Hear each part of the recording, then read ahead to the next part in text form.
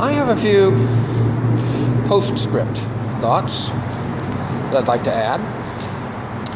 I am not done with Chuck Schumer yet. Not by a long, long shot. But I did have a few thoughts I wanted to mention. It has been suggested to me by someone whom I respect that perhaps Chuck Schumer had a Thomas Jefferson moment. And what I'm referring to is the point during the Constitutional Congress in 1776, after Thomas Jefferson had pretty much written the main part, the largest part of his Declaration of Independence. There was rather a lot of heated debate about what he said and what he meant and what did he mean by what he meant.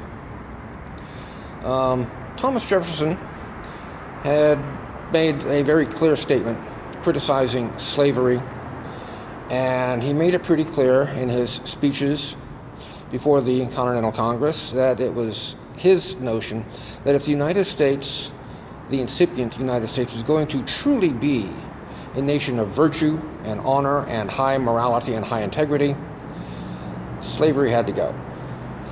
This even though he himself owned slaves, as did most of the delegates to the Constitutional Congress. Well, there came a point where the Southern slave-owning delegates refused to sign off on Mr. Jefferson's draft of the Declaration of Independence unless he removed the offending clause about slavery.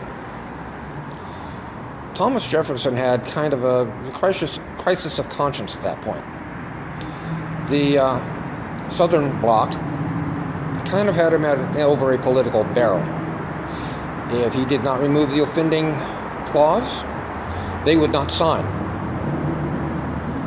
And Thomas Jefferson had to make the painful decision of deciding whether to stay with the clause and lose the unanimity that was so crucial to the success of the Declaration of Independence, or strike the clause in exchange for a Southern Bloc agreement to sign on to the Declaration of Independence. In the end, he had to make a very painful, morally and philosophically painful decision, and he deleted the offending clause. The Southern Bloc signed, and that's part of how the Declaration of Independence got signed. Well, maybe Chuck Schumer had kind of the same crisis of conscience. Yeah, no, I'm not buying that. This was not an all or none situation. Thomas Jefferson's dilemma was a lot more serious and a lot more fundamental than Chuck Schumer's, because there are things that the Democrats could do and still can do, even though they are a minority. They do have some power. They do have some clout in both the House and the Senate. And I say this because the last time the Democrats had a majority in both houses was not that long ago. And they couldn't pass the Affordable Care Act without a lot of support from the Republicans, who were in the minority. Now, throughout our nation's history, both Democrats and Republicans have played the procedural game, have played games with the accepted protocols of congressional practice, of House rules and Senate procedures. They both have done that. They both have worked subterfuge against the other party, whether that other party held the majority or was in a minority. The thing that got the Affordable Care Act through Congress was Barack Obama getting on the phone and verbally, if not politically, strong-arming the dissidents, most of whom were Democrats, and a great many of whom were Republicans as well. But the thing is, the Democrats had a majority. And even they didn't want to go along with this until Barack Obama told them, you get on board with this, or you're probably not going to win your re-election bid. Now, Barack Obama is a gentleman, and he is a consummate statesman, and I admire and respect him greatly.